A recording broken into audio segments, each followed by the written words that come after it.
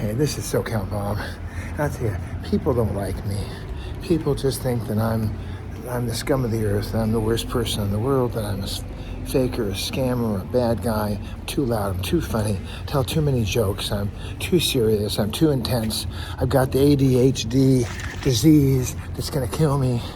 And all this on. People are just insane.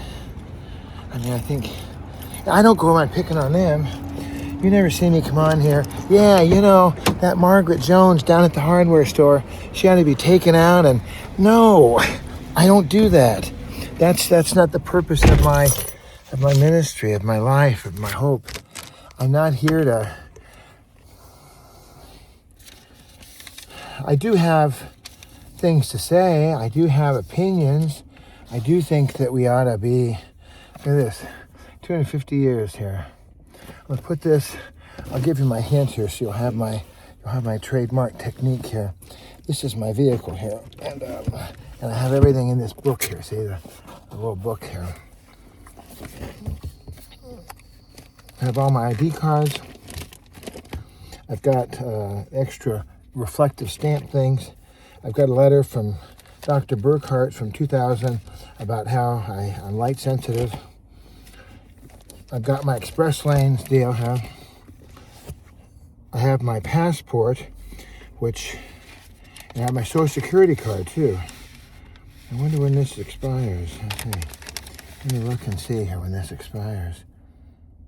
Oh, to 2027. Look at that. I'm good to 2027. And I got my social security card. Let me show you that. That'd be kind of cool, huh? I'll do it like this. I'll be smart here. I won't show you the number. Look at that cool. I have my social security card, and actually I have my birth certificate. I have everything here.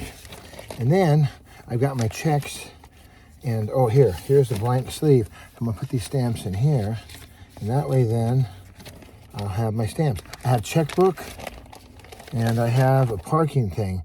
Your parking left me with a problem. I'm not able to get into my car because your vehicle is parked outside the space provided.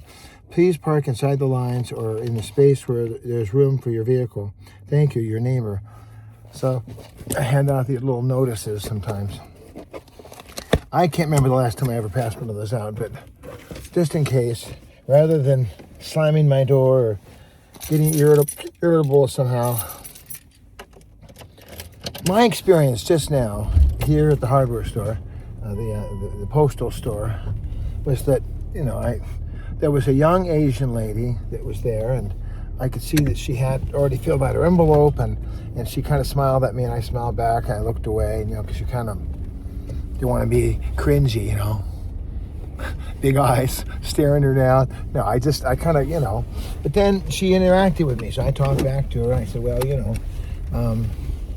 I keep stamps in my car, so I don't have to wait in line. She said, well, I'm going to do registered mail. So okay, well, that makes sense. That's why you're here and you're waiting in the line. And I said, this is a nice office. They do passports here. And I wasn't trying to get her to go on a trip or anything, but I noticed that's how they do it. She said, oh, that's nice. I said, do they take pictures? I said, yeah, look at the screen up there.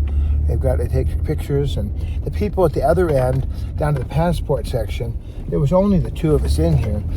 They were smiling at me and kind of, giving me the look. And again, I have my work clothes on. I'm not necessarily, no bow tie, no jewelry of any kind, just plain old Melba Toast Bob.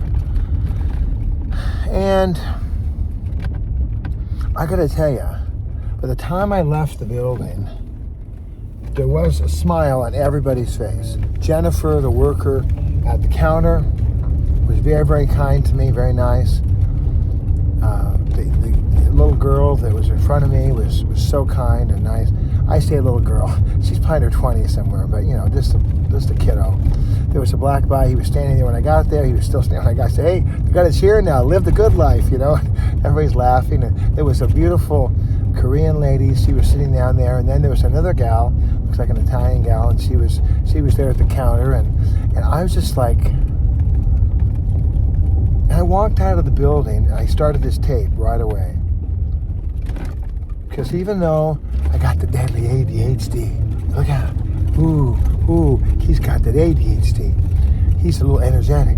He's a little too much. He's a little too loud. He's a little too quiet. He's kind of creepy. He's kind of big. He's got a lot of energy. He's got too many ideas. Ah!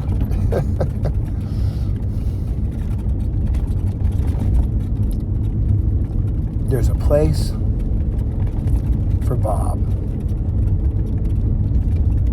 There's a place and a time for Bob. I'm doing my very best to not be overwhelming.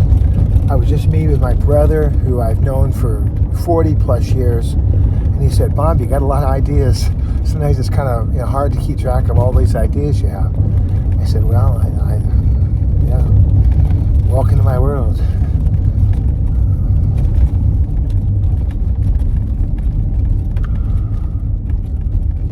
Rather than beating each other up, how about we lift each other up? How about we are gracious to each other? The lady Jennifer told the girl that was there, she said, "Hey, it'll be delivered by Monday." And I said, "Well, that's the 23rd of March. I looked it up real quick, like I knew it was the 23rd of March. So, So I'm going out working today at my sister's house, and I'm going to stop by the Home Depot so I get another chance to be with people and to bless people and to be Bob. I'm going to pick up one more bag of the scratch coat. Yesterday morning I was working on it and I ran out, so I'm going to work on the scratch coat. Last night I got to visit my sister and my brother-in-law, and he's like, "Wow." Because I put the wall in, I took the window out, didn't have not one scratch, everything was perfect, and I was able to put in the new wall, and the wall came out like way better than I can imagine. It was great.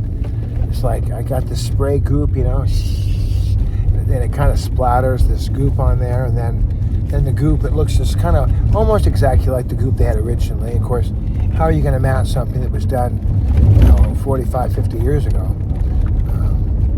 But the wall came out smooth and pretty. Right now I'm going to go do the scratch coat on the outside. I got to get the stucco. This is probably the toughest part of the job, is getting the stucco done. How did I get from... Because I'm telling you, it's just a regular day. Just a regular day. There ain't nothing special here. There's nothing special here. There's no special biscuits. There's no special onions and gravy. There's no sauerkraut or mushrooms. No, it's just old Bob just cruising along. And again, this morning I felt like alone. I felt cold. I felt distant. I thought, is there anybody out there? And then my brother wrote this really good scripture to me. I told him, I said, it's perfect. It's a perfect scripture for the day. Then as I was standing there at the gate, I didn't feel qualified at all to be. The Lord just energized me. The Lord gave me, the blood. Oh, the marvelous blood. The blood. Oh, the marvelous blood. And how something so simple can be so profound. I'm thinking, yeah, God is moving. God is moving. It's not about Bob, it's about God. Anybody who's so focused in on me they can't see God's grace and goodness, they got a problem. And the problem ain't Bob or John or Fred or Margaret or Jose or Fernando or Trump or Biden or whoever. No, the problem is that you don't have your life in the hands of the one who made you. I saw a little section earlier.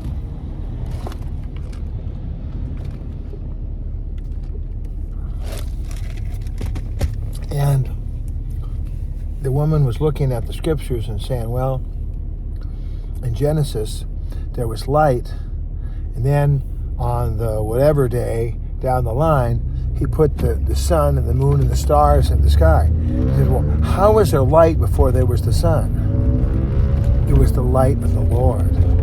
The Lord's kingdom was just so overwhelming. And I told you this a while back. At conception, when the egg and the sperm meet, there's light. I don't know how they did it, but I believe science. And the scientists, they showed that there's a translucent light. Well, that makes no sense, Bob. That's some kind of hooey. No, I've seen it with fish under the water. There's fish that emit light. So why couldn't it be light at birth, at conception? So the light lights the world. Jesus is the bread of life. I saw a whole thing about how Solomon built a temple, and he had a whole video on that, and how bread. And yeah, that's Jesus. He's the bread. He's the rock. He's the water. He's the river. He is our everything. So we don't have to be concerned about trying to. Lord just spoke to me something that I got to write down.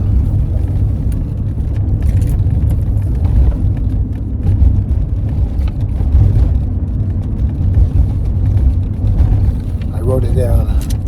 It's a good word I just heard.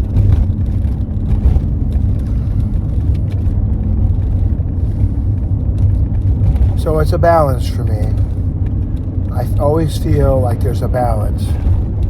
I feel like I should just jump into a hole and do the Uma Thurman and just get buried like Uma Thurman and just be the end of the ground, and that'll settle you down some.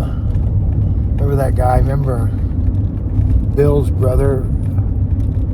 And he shot B full of buckshot, salt, rock salt, and that'll settle you down some.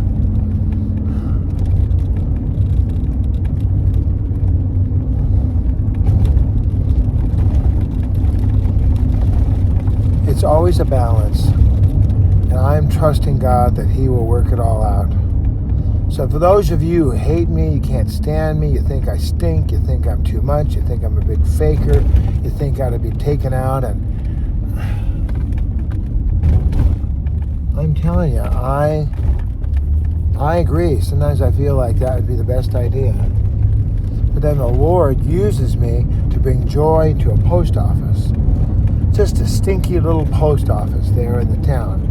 And wow. I walk out with a smile on my face. Everyone behind me is laughing and giggling and having a good time. No, they aren't laughing at me. They're just joyful because I bring the joy of the Lord with me. And when I leave, everybody else has got this, they caught it. And it's a joy. It's like, wow, God. It's a blessing to be a blessing.